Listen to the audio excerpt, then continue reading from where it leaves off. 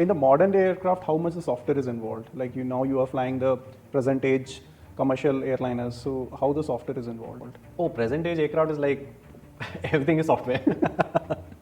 So if I were to compare the current Airbus or the Boeing with the old Dakota, if I would say, so in the Dakota, a simple example that the control column that you have in the cockpit, it is directly linked to your control surface, which is the elevators, ailerons, and the rudder.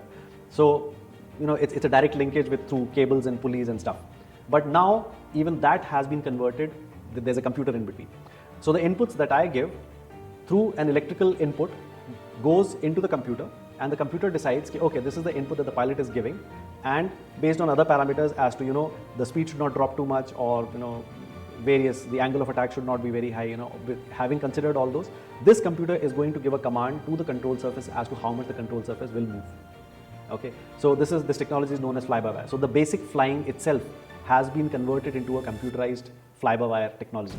Okay, and other than that, all the displays, I mean, there are hardly any pressure instruments in the modern day cockpit. They're all TV screens or monitors, as to say, we call them multifunction displays. So in all these multifunction displays, your attitude information, your altitude, speed, everything is kind of shown to a pilot in a very, very user-friendly and in a digital format. So everything has a computer in between. Even your pressure instruments have an air data computer in between before the information is displayed to the pilot.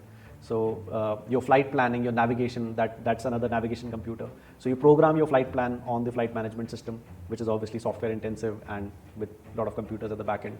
And that is connected to the autopilot. So through the flight management system, the pilot can control the autopilot and guide the aircraft. So the pilot is kind of guiding the aircraft where to go by programming the flight management and controlling the autopilot.